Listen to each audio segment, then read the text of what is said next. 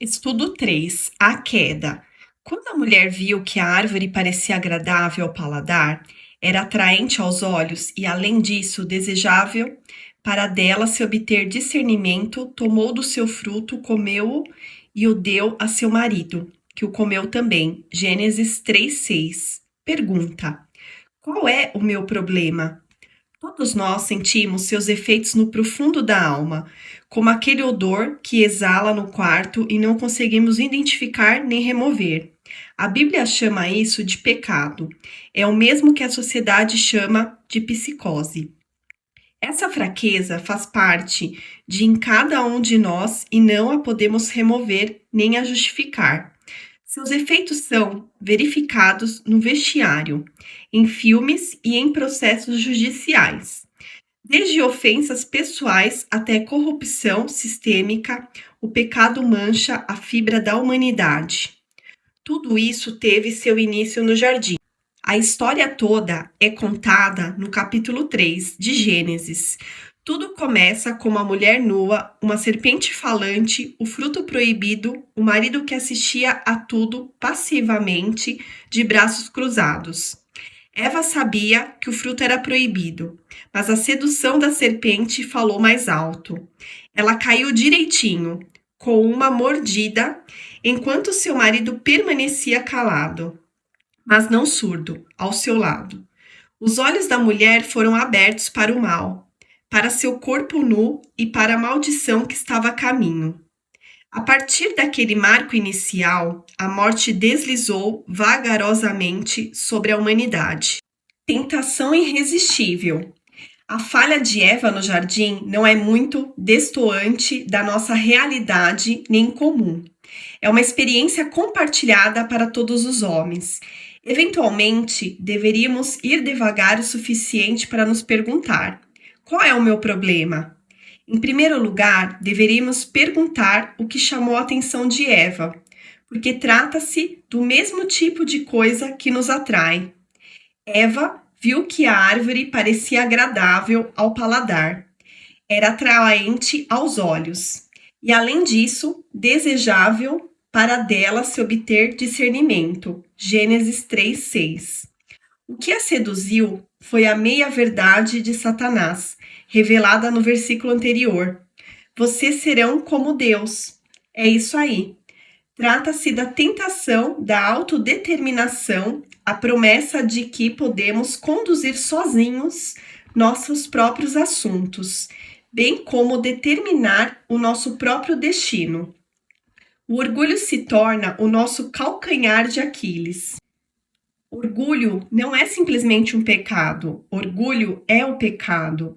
Ele é a gênese de todo assassinato, roubo, mentira, adultério e vício.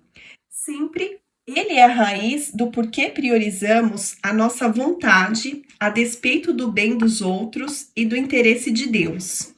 É por isso que a Bíblia reiteradamente chama atenção para o problema do orgulho. O orgulho vem antes da destruição, o espírito altivo antes da queda. Provérbios 16:18. Pois todo aquele que a si mesmo se exaltar será humilhado, e todo aquele que a si mesmo se humilhar será exaltado. Mateus 23:12. Deus se opõe aos orgulhosos, mas concede graça aos humildes. Tiago 4:6-1. Pedro 5:5. Humilhem-se diante do Senhor e ele os exaltará. Tiago 4:10. A Bíblia está repleta de advertências contra o orgulho e histórias que ilustram seus catastróficos resultados. Uma vez que essa é a causa do estado em que a humanidade se encontra, quase todos os livros da Bíblia chamam a atenção a esse perigo. E provavelmente não precisamos ler um livro para descobrir isso, é só olhar no espelho. Por causa disso, somos convidados a carregar uma cruz e entregar a nossa vida para ser crucificada com Cristo. Isso porque o crescimento pessoal, o respeito próprio e o autogerenciamento não nos livram das garras do pecado. que pode contribuir para a nossa liberdade é o autoaniquilamento, ou seja, a eliminação do nosso orgulho. Talvez a nossa cultura, a qual valida o nosso orgulho, seja um grilhão que tenhamos de nos livrar. Contudo, é uma crueldade afirmar qual é o mal que assola a alma de um indivíduo. Não importa como os analistas sociais interpretem o processo de libertação do pecado, trata-se de uma sequência que vai se acelerando até a derrota do nosso orgulho, para que nós, então, estejamos submissos ao poder do amor de Deus. Milhares de anos depois, a história de Eva foi resumida pelo melhor amigo de Jesus, o apóstolo João. Não ame o mundo, nem o que nele há. Se alguém amar o mundo, o amor do Pai não está nele. Pois tudo o que há no mundo, a cobiça da carne, a cobiça dos olhos e a ostentação dos bens, não provém do Pai, mas do mundo. 1 João 2, 15, 16. Essas três tentações, ou seja, os desejos carnais, a cobiça dos olhos e posição social, representam o principal arsenal de Satanás, o que é potencializado pelo nosso orgulho. São eles o orgulho das paixões, da posse e do prestígio social. Não foi só Eva, assim como nós, que sofreu esse tipo de tentação. No deserto, Jesus também foi tentado da mesma maneira. Lucas 4, 1, 13. Satanás o tentou transformar uma pedra e pão, um tipo de desejo carnal. Foi-lhe oferecido todos os impérios do mundo, a bagatela de uma simples reverência desta maneira. Assim Satanás o tentou usando a cobiça dos olhos. E por último, ele foi desafiado a lançar-se do pináculo do templo. Assim ele seria resgatado por Deus na presença da elite religiosa, para, dessa maneira, receber adoração e satisfazer o orgulho da vida. Não queremos dizer com isso que as nossas tentações sejam as mesmas que Jesus enfrentou. Afinal, Satanás estava oferecendo a ele a chance de escapar da cruz, a fim de poupá-lo de sofrimento humano. Ainda que as tentações enfrentadas por Jesus reflitam as nossas, na esfera do arsenal que Satanás utiliza de maneira constante. E sempre seu arsenal limita-se aos desejos carnais, à cobiça dos olhos e ao orgulho da vida. Conhecendo a artimanha de Satanás, conseguimos enfrentar seus ataques com maior confiança. Somente ler uma solução como essa no papel parece fácil, cara a cara, porém, Satanás apresenta argumentos que parecem bastante convincentes. A sedução estratégica. Satanás mentiu a Eva. Ele falou que ela não morreria se comesse do fruto proibido. Ela morreu depois de comê-lo? É claro que não. Pelo menos não naquele exato momento. Ela morreria? É claro que sim. Todos nós vamos morrer em decorrência da escolha de Eva. A questão é que poucas vezes o que Satanás diz é totalmente mentira.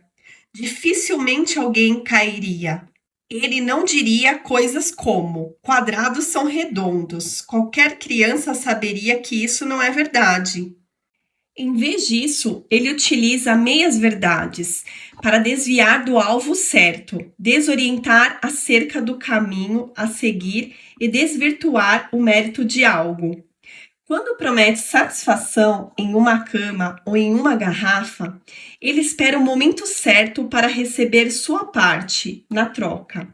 Por alguns momentos, Satanás parece sincero. O que ele não revela, a princípio, é seu trunfo de consequências a longo prazo. Há um sentimento de prazer na busca pelo dinheiro, na excitação produzida no uso de entorpecentes e no frenesi da popularidade. Não se engane, Satanás raramente faz uma promessa que, a princípio e parcialmente, ele não seja capaz de cumprir. O que ele deixa bem escondido é a etiqueta com o preço. Depois do contrato assinado, chega a fatura para o pagamento, que nos deixa falidos, sem fôlego e envergonhados. Pergunte ao meu amigo Rick. Depois de uma série de acontecimentos durante um tempo em que atuava como ministro do Evangelho, seu segredo foi revelado e seu mundo arruinado. Só depois disso, de acordo com suas próprias palavras, ele passou a dizer: olhe o preço na etiqueta.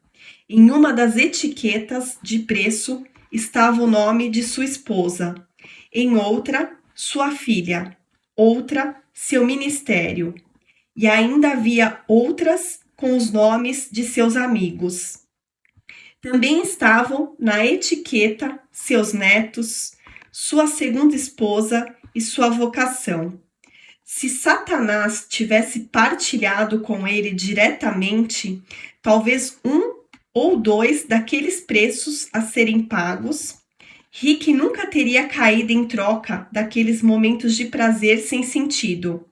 No calor da paixão, ele nunca imaginou a gravidade das consequências.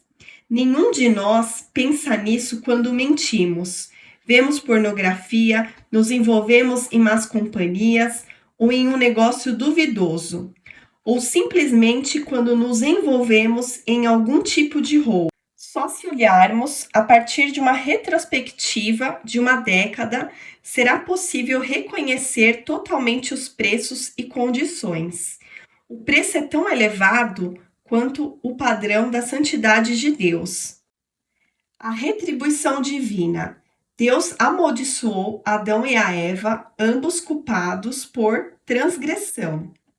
O que foi justo, pois eles não apenas pagaram aquilo que não lhes pertencia, como também cometeram uma transgressão.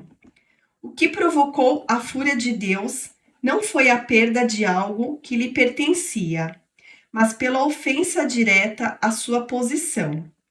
Ele criou este universo maravilhoso em questão de dias. A perda de um simples fruto de uma única árvore dificilmente é uma ofensa grave e condenável. A questão não era a invasão de um espaço, mas a transgressão de uma ordem. Eva, querendo se tornar parecida com Deus, mordeu a isca. Por causa deste ato, naquele simples momento de descuido, ela foi afastada da presença de Deus, perdendo o que lhe era mais caro. Esse pedaço de carne, recém-formado na costela de Adão, teve a audácia de desafiar a sabedoria eterna de Deus, duvidar do seu divino plano, ignorar a genialidade do Criador e desconsiderar sua autoridade espiritual. Praticamos a mesma escandalosa sedição cada vez que declaramos que ninguém manda em nós. Na realidade, nenhum ser humano tem a capacidade de assumir uma posição ocupada por Deus. Essa é a razão pela qual imperadores e ditadores, isso apenas para não mencionar celebridades locais, se autodestroem no peso de sua própria arrogância. Por causa dessa transgressão, Adão e Eva teriam de vestir, juntamente com suas novas e pesadas vestimentas de pele de animais, o peso da maldição de Deus. A serpente teria de se arrastar no pó e, por fim, ser aniquilada pela semente da mulher. Gênesis 3, 14, 15. A mulher experimentaria terríveis dores quando desse à luz e seu desejo estaria em oposição ao de seu marido, sem a menor chance de vencer. versículo 16. O homem só ganharia a vida com o suor do seu rosto, versículos 17 e 19.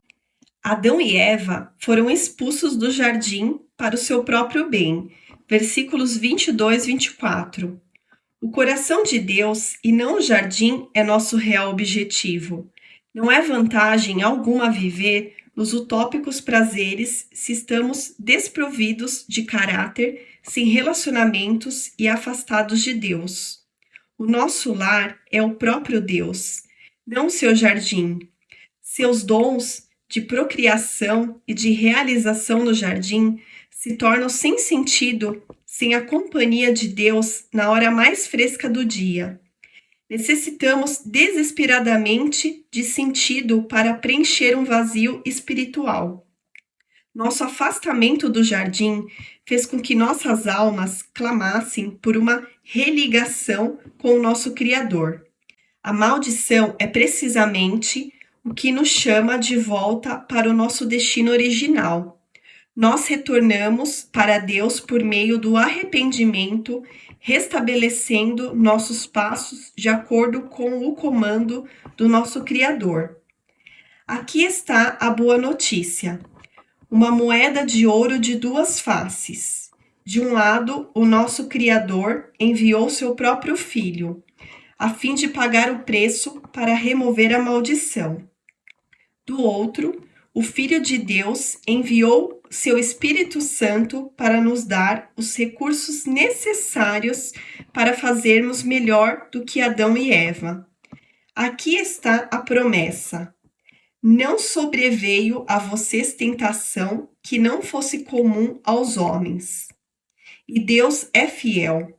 Ele não permitirá que vocês sejam tentados além do que vocês podem suportar. Mas, quando forem tentados, ele lhes providenciará um escape, para que o possam suportar. 1 Coríntios 10, 13.